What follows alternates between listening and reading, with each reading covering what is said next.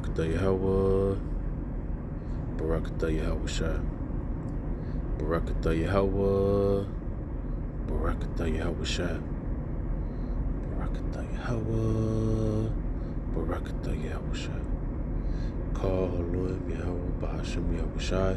Double honors to the apostles and the elders of Great Millstone who rule well, and salutations to the true and sincere Akim out there that's preaching and teaching the truth for truth and sincerity. This is the brother Tazayar coming from Great Millstone, Indiana, Camp in Gary, here with a sit-down lesson, and praying that this lesson is edifying to the hopeful elect that's out there, and that is, encouraging as well, man. This is another exhortation through the Spirit, and going into the book of Sirach. I was just reading this chapter earlier on today, and the Spirit got on me to touch on what I read. So, just to share the information that was given to me. Sirach really goes into etiquette, really good etiquette, and how to be as a man of Yahweh Ba'ashem Yahweh Shai. So let's just touch on some of the things that I read. All right, I pray that it's edifying and that it's an exhortation to you brothers out there, man, that's trying to do the right thing, right, by serving the Lord. So this is Sirach chapter 19, and I'm gonna start at the top. A laboring man that is given to drunkenness shall not be rich, and he that contemneth small things shall fall by little and little. So, yeah, man, the drunkenness this is going into is literally being a drunkard, but in the spiritual side of things, being in this world, being lost in the sauce, okay, being drunk in the way that this world is, because then what? You're laboring, but as you're laboring, you're still doing things that's not profiting you in the spirit. You're still being a man in the world, but yet you're doing lessons, yet you're going out here teaching, yet, you know what I'm saying, you're putting on a persona of Yahweh Ba'ashem Yahweh Shai, but you still holding on to that old man. So you're still kind of caught up in that drunkenness, which means you're not really sober. Like, you understand to a degree like what you need to do, but you're not really locked in. And what got me to thinking about this was a sit-down lesson that the Apostle Tahar did, and he was going into basically this not being our rest. You're not supposed to be out there, rioting, being in all the lewdness and the things of that sort, man. We're here for our punishment, and we're here to work for our deliverance. Now, it's a balance to all things. That don't mean you just allow your grief to overcome you, and that you just always be in a miserable place, because sometimes you got to make the heart more fond. Sometimes you have to find some type of relief or some relaxation in this hell to some degree.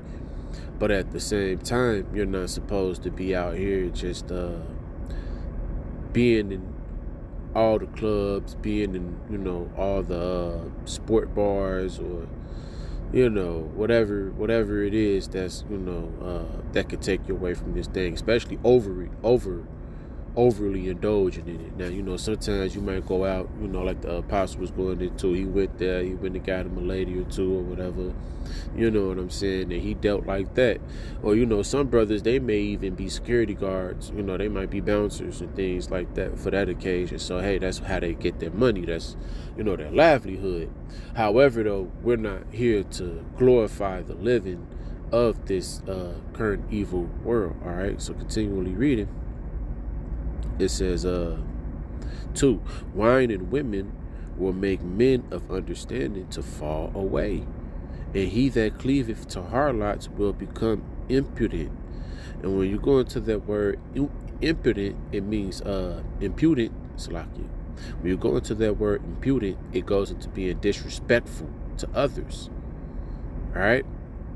Wine and women, man, you will be it'll take you out of your element. And I'm speaking from I'm speaking from my own experience, of walking in this faith, man. And, I've been drinking some of that Babylonian juice, not to the point where I'm like believing in his system or anything like that, but I've been too consumed with the things of the world, is what I mean to say. All right. And you can become impudent when you're cleaving into a harlot, because a harlot is hurting you. So now you're always on fight or flight. You're coming around brothers and you're not in the right spirit, because you're catching hell, dealing with a harlot, and it's taking your attention off of focusing on serving Yahweh Shem Yahushai. So that's a form of drunkenness right there, man, which a lot of brothers can probably attest that they've been through that phase in the faith, whether it was in the beginning or whether it was in the middle or towards the end, or if brothers are still fighting it. When you overly indulge with the lust of the world, this thing can make you impudent, which makes you disrespectful, but not only to the brotherhood, but also to Yahweh Shem Yahushai. You're becoming disrespectful to him, because you're starting to put these things before him, which basically, making these things out to be idols. You're idolizing the world over the Lord, man, for a good time. And, we're not here for a good time. Verse 3, moths and worms shall have him to heritage, and a bold man shall be taken away. So the Lord is basically saying, like, those that's living in the cares of this world, the cares of this flesh, their heritage is destruction. All right, their heritage is the earth, is death. Because we have only a short amount of time on this earth. We only have a short amount of time on this earth. And, we got to utilize the time that the Lord has given us. And, we don't even know when might be our day. So every day we got to, do something to cleave unto the Lord. To cleave unto the Lord, because we want to show him that we're with him and not this world. All right. This is 1 Peter chapter 2. And I'm going to start at 11 to back that point up. And it reads, dearly beloved, I beseech you as strangers and pilgrims, abstain from fleshly lusts, which war against the soul. So there you go right there, man. And he said, I beseech you as strangers and pilgrims. Basically, like, he's never settled. You're never supposed to be settled in this kingdom. You're never supposed to be complacent in this kingdom. This kingdom is not your rest. It is polluted. It will surely destroy you. All right? This is an evil, wicked place that we're in. Now, once again, the balance of it is, okay, yeah, we understand that you may need to take some relief off of being in this place. So you might, like Paul said, you need a woman, you burning, go ahead and marry. Or, but he would rather you, not have a wife. Or if you did, be as though you have none. See, that's the balance of it, right? Or, if you heavily grieved and you're dealing with some things, like, yeah, it's okay to drink, but do that in your own quarters. Do that in your own home, because wine, the strong drink, is a mocker. So you can be out in the public and you can be getting intoxicated, and next thing you know, you're getting your ass whooped because you was provoking people in your grief. You was acting unruly in your grief, and you was drinking, and now you're not in your right state of mind. That grief is coming out of you, and them spirits, that's in the wines and in the strong drinks is overcoming you. So it's a balance of things, right? Or, even grieving to the Lord, or grieving to a brother, finding some time of relief, like go shoot some pool, go bowling, get into some activities where you're abstaining from the presence of evil. Because as men of the Lord, as we grow into this thing more and more and more, we realize that we have to be examples to those that's coming after us, and also examples to the people that's out here in the world that sees us. We have to be the standard. You don't want to be the nigga that you out here and you camping, and next thing you know, somebody might have seen you, in a bar somewhere before, and they looking, you teaching, and they recognize you, and they come up to the camp and they just humiliate you before the brothers and before your Yahweh Shem Yahweh Shai because you was being a nigga. Hey, ain't you the dude that was getting drunk at the bar, throwing all that stuff at the bar? Now you up here teaching the word, bringing the ministry to a shame. And that's something you ought not to want to do, man. You don't want to be a shameful example to the brotherhood before the eyes of Yahweh Hashem Yahweh Shai. You don't want to be that. Come on, man. Let me keep reading. It says, having your conversation honest among the Gentiles, that whereas they speak against you as evildoers, they may by your good works, which they shall behold, glorify God in the day of visitation. See? Because in this thing, people are going to try to poke holes at you. People are going to try to push buttons to see what it is about you that's different from them, because the Rakak Qudash is on us.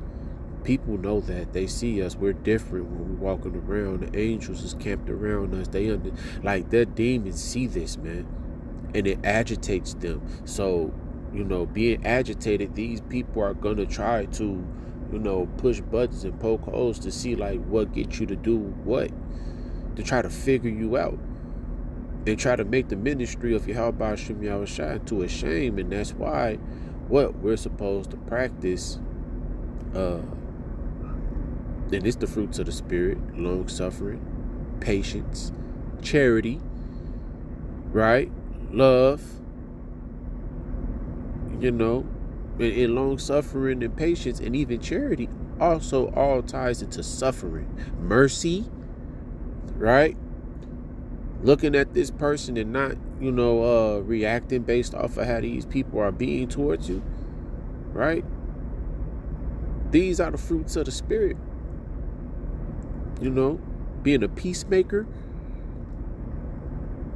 And these things are just as important as having the breakdown, because you can have a breakdown, but without charity, all the things that you've done is for naught. Because you're not doing it in the spirit of wanting to help others to get out of the hell that they're in, man. Or you're not being a brother,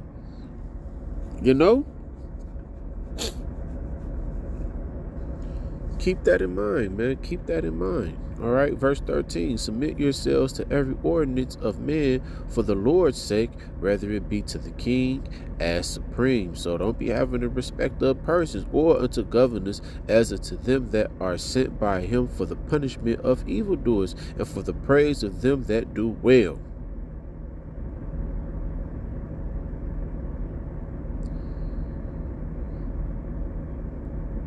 And yeah, we gotta come to that submission to those that's up under us, man. I mean, over us. We gotta listen to our apostles and our elders, to the men that's been doing this thing and that's trying to lead us to the course of righteousness. And that's why it's a really important thing to be a good example.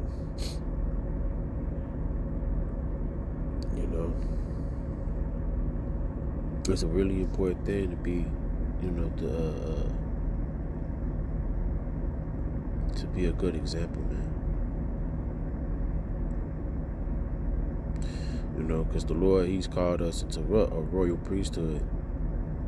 As it goes up further, we're in the royal priesthood, bro. We're not supposed to be just any old niggas, man. That's not who the Lord called us to be, man. All right? And being in this thing, man, you gotta what? You gotta fight the good fight of faith. Hey, as the scripture says, matter of fact, because I was going to get Ephesians, but I'm going to grab this Ecclesiastes, grab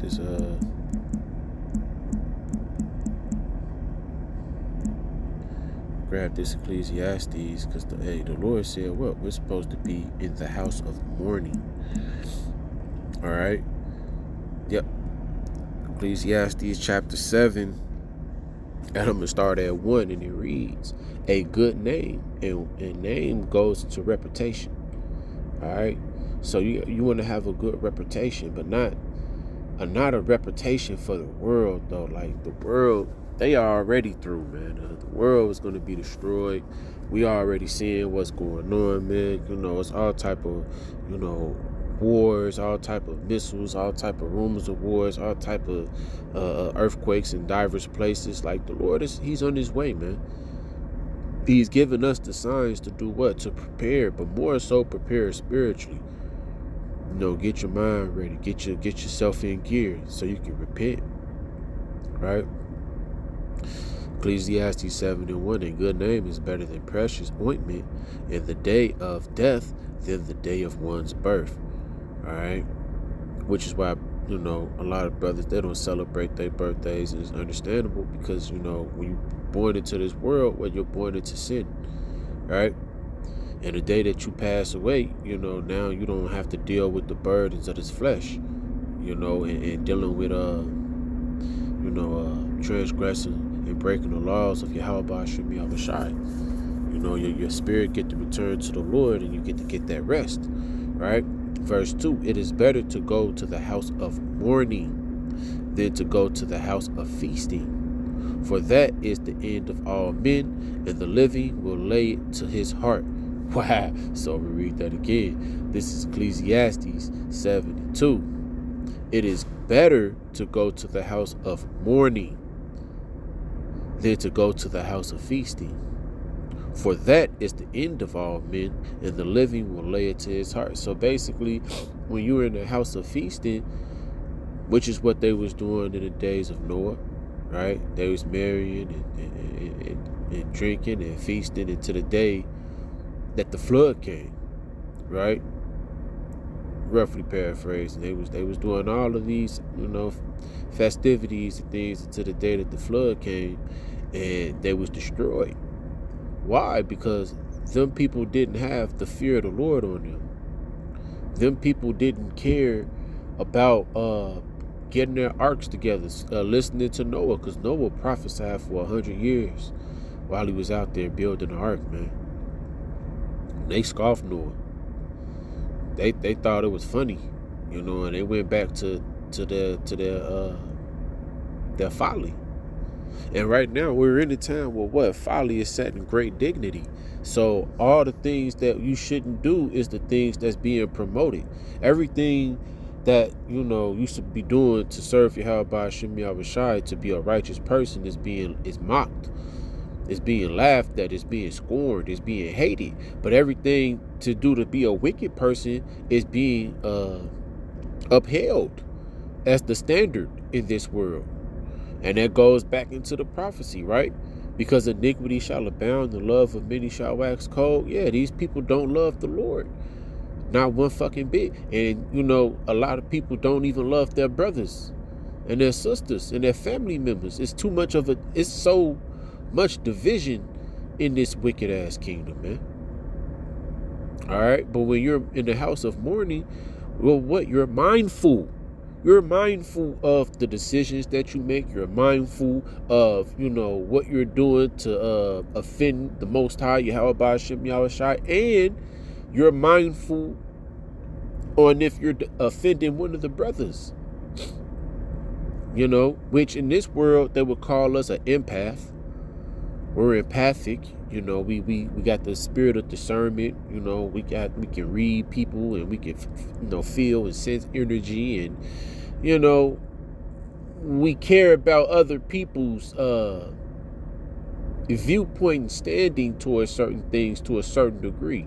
You know, as far as respect goes, like we respect ourselves and we respect others. You know, and a man that's living is the one that will lay his heart to this. You know, because that's a spiritual way of thinking. Verse 3: sorrow is better than laughter, for by the sadness of the countenance the heart is made better. Yeah, man. And you know, there's actually a study out, you know, that when you cry, your tears produce endorphins in your brain. Your tears, they produce endorphins in your brain. So when you're releasing, you know, all that anguish, that stress, that hurt, that pain through your tears, you're actually being healed. So if you're in this kingdom and you're not crying out to Yahweh Hashem Yahweh Shai, then nigga, you ain't in the right spirit. Or you don't have anything to cry out to Yahweh Hashem Yahweh Shai about. Nigga, you are not in the right spirit. Yes, you know, be appreciative, be thankful, because it can all be worse. It could all be worse, and the Lord is like, he's taking care of you. He's making sure you're okay. Like, he's making sure that all your needs and your wants are handled. But at the end of the day, we still in Babylon the Great. We still in hell. So we can't not walk outside and see things that vexes our spirit to cry out to the Lord on a day-to-day fucking basis. Like, man, we are really in hell. Right?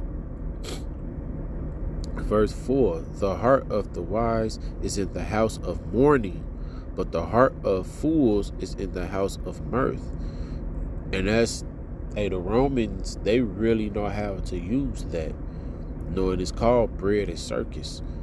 All right, they allow you to eat and drink and fill your belly, and they put this entertainment in front of you, and you're not even paying attention to what's really going on around you because you're locked in the trance. And then, you know, people that promote people to be locked in the trance is just as worse, because now you have these people idolizing and envying a lifestyle that you know to be fucking fake. You know it's not real. And then you living in reality, and you know this shit ain't what it's cracked up to be. And you're leading the sheep to the slaughter. You know, people, you know, these, you know, athletes and these entertainers, you know, that be, you know, having all this money and living these luxurious lifestyles behind closed doors. You don't know the sacrifices that these people are taking to even live that lifestyle. And they doing it, and they're fucking miserable. You know, a lot of these actors and all these things coming out, they getting popped, they getting, you know, humiliated, they getting devalued. The you know, the standards and their respect is fucking nothing. They don't have any integrity, no morals. Like, you don't, as a man, you have to have integrity. As a man, you have to have morals. As a man, you have to have standards. Especially as a man of Yahweh Hashem Yahweh Shai. You know? Verse 5: it is better to hear the rebuke of the wise than for a man to hear the song of fools. Because, yeah, if you don't have anybody that's around you or in your corner telling you, hey, bro, you going off. Hey, you falling short. Hey, you're not doing what you need to do for salvation, and they just letting you be a nigga. Them people don't fucking love you, man. They don't fucking love you. And if they not going to be there to help you and, you know, try to, you know, walk with you in the spirit to correct what you got going on that's wrong, them people do not love you, bro. Them people are watching and waiting for the day of your downfall. Because it's gonna come. They sending you the fuck off. watching, waiting for plotting, waiting for you to fall, man, because they watching you get consumed in the things of this world. That's not your fucking friend. That's not a friend, man.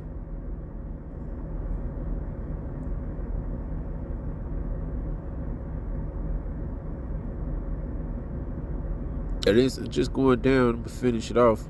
It says, for as the crackling of thorns under a pot, so is the laughter of the fool. This is also vanity. Yeah, laugh for nothing. You in hell. Ain't shit to be. Ain't nothing really funny in this place, man. Yeah, brothers might be funny, might crack a joke here and there, but ain't nothing in this place to rejoice over, really, man. It's even when you get things like, say for instance, you got a woman. You can't even be all the way in happy over this woman because you might have not been her first man 9 times out of the 10. Then on top of that, the conditions of this world may have corrupted this woman's way of thinking and being, and so you gotta, it's a sacrifice to deal with that. You might have children. You can't raise your children up the way you want to raise them because Esau got a hold on them, due to his system. You can't even take care of your child the way you want to take care of your child. You can't even enjoy the fruits, that come from your loins as a man to the utmost, because this world can corrupt them, even if you're around them. When you get money, when you get a car, when you get all this shit, is temporal. It's temporal. It's not going to last. Right? Verse 7, surely oppression maketh the wise man mad, and a gift destroyeth the heart. See? We're oppressed. We're oppressed because when you think about all the things that we know, we understand, like, we're oppressed. We're fucking mad, bro. We're not happy here. You shouldn't be happy here. You shouldn't be promoting for people to be fucking happy neither. That's what the apostle was going into. Like, basically, it's a state of mind, man. Where is your mind? Because as the scripture says, man, out of the heart of a man, that's what he gonna speak. Whether that's light or whether that's darkness, man, where is your mind? What is you promoting? What are you trying to accomplish with knowing everything that's going on in today's society?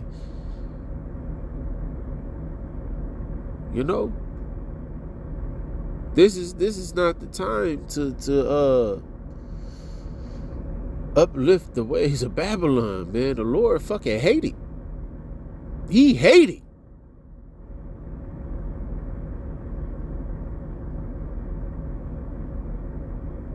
I'm gonna go and look. This is Amos chapter 5. And I'm gonna start at, and man, you like what Jake doing now, like, this is not even trying to praise the Lord on no level. This is just fucking folly. Jake going out here in this world, these heathens and all this shit. But this is when the Lord was like, look, this was for the Lord. These are supposed to be his feast days. These are supposed to be things to honor and, give him the joy and the glory and the worship. And he came to a point where, like, I don't even want you niggas even doing shit for me because of the way people was. Right? This is Amos chapter 5.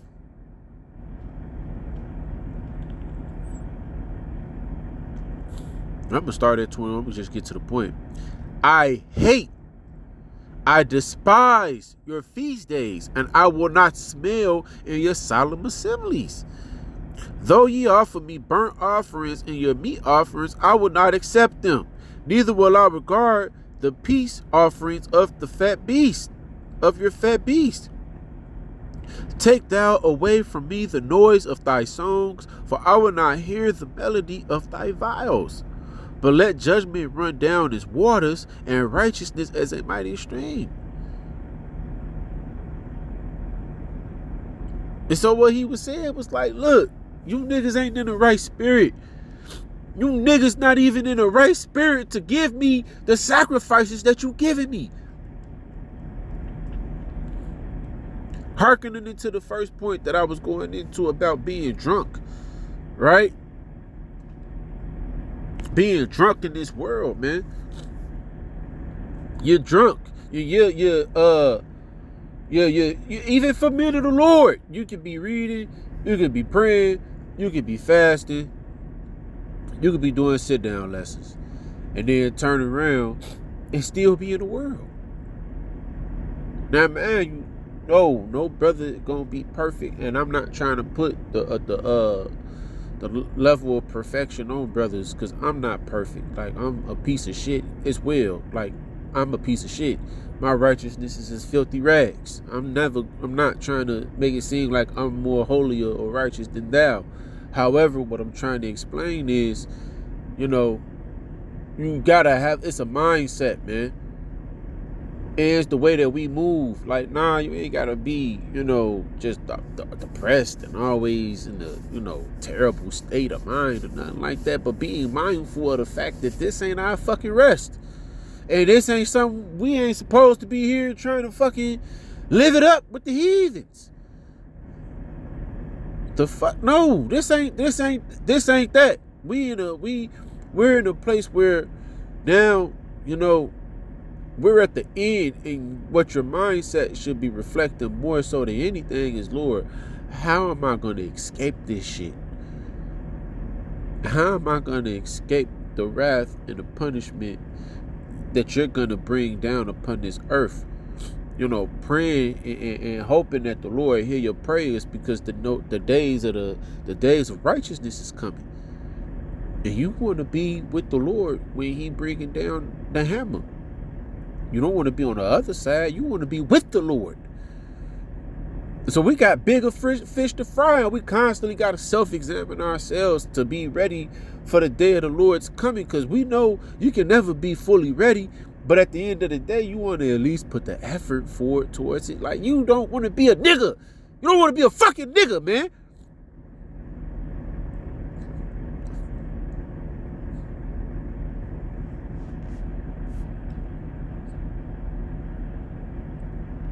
And anywho, man, with that, man, I want to give all praise, glory, worship, and honor to Yahweh, Bahashim, Yahweh Shai, Bahashim Kakurash. Double honors to the apostles and the elders of Great Millstone who rule well, and salutations to the true and sincere Akim out there preaching and teaching this truth and truth sincerity. With that, I want to say Shalom and a Bob, man.